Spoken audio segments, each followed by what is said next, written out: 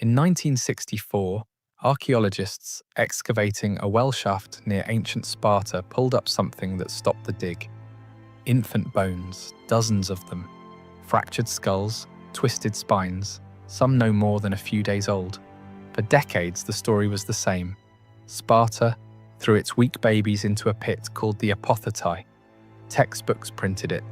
Documentaries repeated it. The movie 300 opened with it.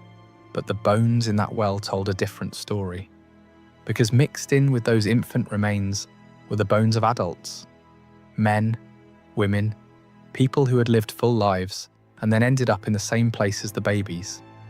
Which raises a question no one in Hollywood wanted to ask. What kind of society throws both its newborns and its grown citizens into the same disposal site?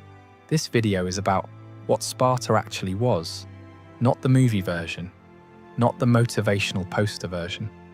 The version that turned a 7-year-old boy named Leonidas into the kind of man who would march 300 fathers to a narrow pass in northern Greece, knowing none of them would come back. And the version that explains why, 2,500 years later, we still haven't figured out what we're really applauding.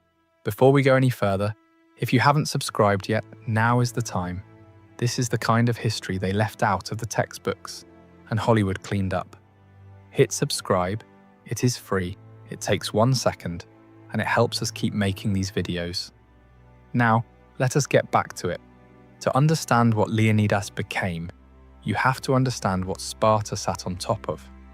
Sometime around the 8th century BC, the Spartans conquered a neighboring region called Messenia. The people living there, the Messenians, were not killed. They were not driven out. They were absorbed. They became the helots. The helots farmed the land. They harvested the grain. They pressed the olives, tended the livestock, and produced the food that fed every Spartan household.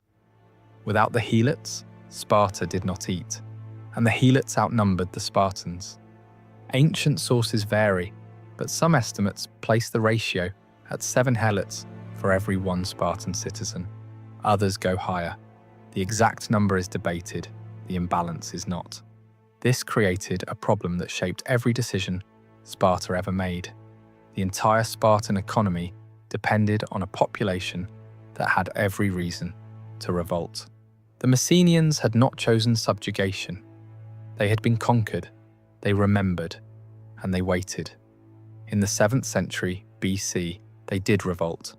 The Second Messenian War nearly broke Sparta. Ancient sources describe a conflict so desperate that Sparta came close to collapse. The poet Tyrtaeus, writing during or shortly after the war, produced verses urging Spartan soldiers to hold the line, not against a foreign empire, but against the people working their own fields. Sparta survived that war, but surviving it changed everything. After the Messenian revolt, Sparta reorganized itself around a single priority, making sure it never happened again. Every institution, every ritual, every law that followed can be traced back to one calculation. How do a few thousand citizens maintain permanent control over a population that vastly outnumbers them? The answer was not walls. Sparta famously had none. The answer was not technology or wealth. The answer was the total restructuring of Spartan life around the production of one thing: obedient soldiers. At the age of 7, Spartan boys were taken from their families. This was not optional. This was not a boarding school for the ambitious. Every male citizen's son entered the Agoge, the state-run training system that would occupy the next 13 years of his life.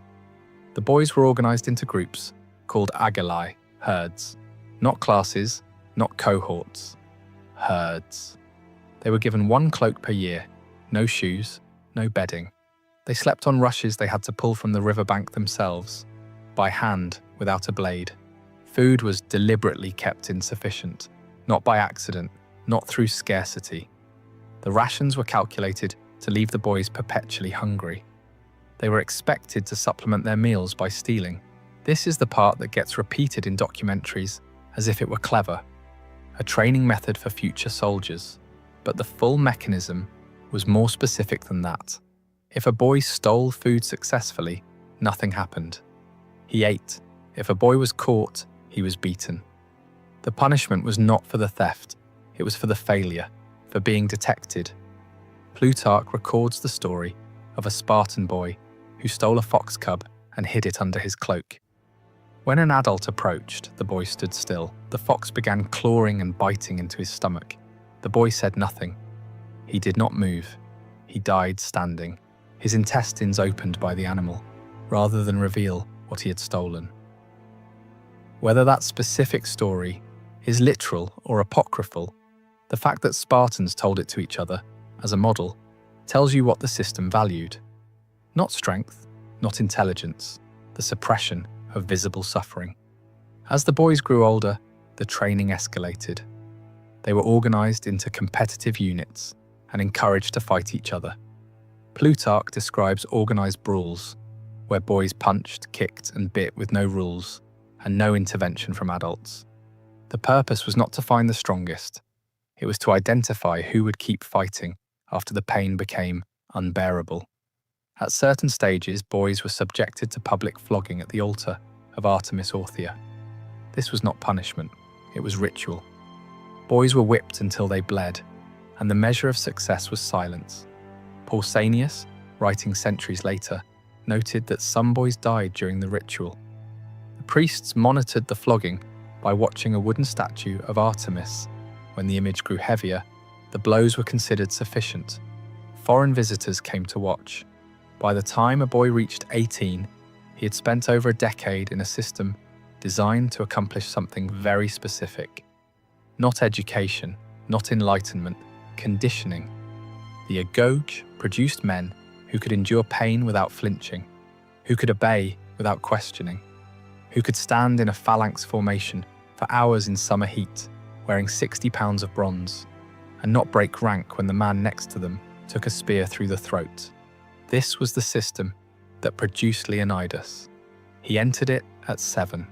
He graduated from it as a man who had never known a single day of autonomous decision-making.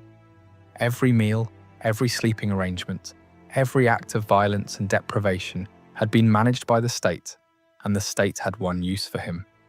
There is a part of Spartan training that does not appear in the movie 300. It does not appear in most popular accounts of Sparta at all. It is called the Krypteia. Each year, Spartan authorities selected the most capable young men, those who had excelled in the Agoge, and gave them a specific assignment. They were sent into the countryside at night, alone, armed with a dagger. No armor, no supplies. Their mission: move through Helot territory and kill any Helot who appeared strong, organized, or capable of leadership. Plutarch describes this directly. The young Spartans hid during the day and emerged at night. They targeted Helots, working the fields, traveling the roads, or gathering in groups. The killings were not battlefield engagements. They were nighttime operations carried out against unarmed laborers. This was not a rogue practice. It was state-sanctioned. Each year, the Spartan ephors, the elected officials who governed alongside the kings, formally declared war on the Helots. This legal declaration served a specific function. Under Greek custom, killing during peacetime carried religious pollution. The annual declaration of war removed that obstacle. Any Helot killed by a Spartan during the Krypteia was killed within a legal framework. The targets were not random. Thucydides records an incident during the Peloponnesian War that reveals the logic. The Spartans announced that Helots, who had served with distinction in battle, should come forward to be honored. Around 2,000 Helots presented themselves. The Spartans crowned them, paraded them past the temples, and then every single one of them disappeared. No one, Thucydides writes, could say how each of them was killed. 2,000 men, selected for competence, eliminated because competence in a subjugated population is a threat. The Krypteia operated on the same principle, applied continuously. The system did not wait for rebellion to begin. It removed the potential for rebellion before it could organize. This is the context that is missing from every popular telling of Leonidas and the 300. The men who stood at Thermopylae, were not simply warriors trained for external enemies. They were products of a system designed, first and foremost, for internal control. The skills that made them effective in the phalanx, obedience, silence, the capacity to kill without hesitation, were the same skills they had practiced on helot farm workers in the dark. One of the most frequently cited facts about ancient Sparta is that Spartan women had more freedom than women elsewhere in Greece. This claim requires context. Spartan women could own property. They could inherit land.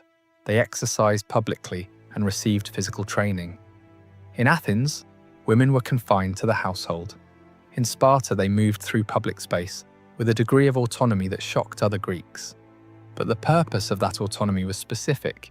Spartan women were physically trained because Sparta believed physically strong mothers produced physically strong sons.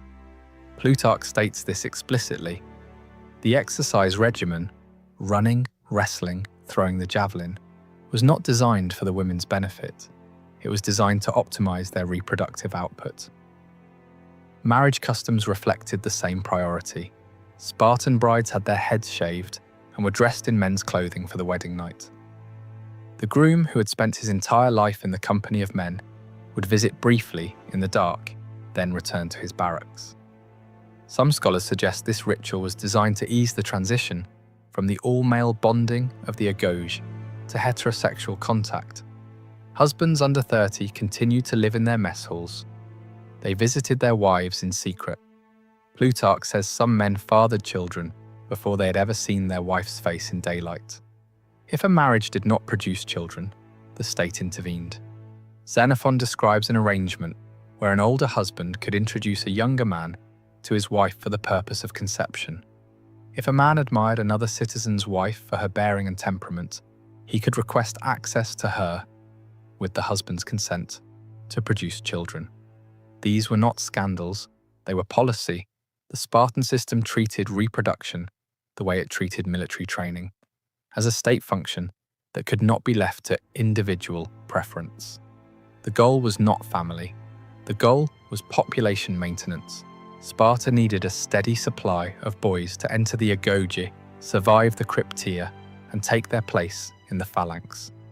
Every institution served the machine. And this explains something about Thermopylae that the popular legend skips over entirely. When Leonidas selected his 300, he chose men who had living sons. Every single one of the 300 had already produced an heir. This was not romantic. It was not a sentimental gesture toward fatherhood. It was the state calculating acceptable losses. If these men died, their genetic contribution had already been secured. Their sons were already in the Agoge. The pipeline was intact. Leonidas was not selecting heroes. He was selecting men whose death would cost the system the least. In 480 BC, the Persian Empire under King Xerxes assembled one of the largest military forces the ancient world had ever seen. The exact numbers are debated. Herodotus claims over 1 million soldiers. Modern historians estimate the actual force at somewhere between 100,000 and 300,000, still enormous by ancient standards.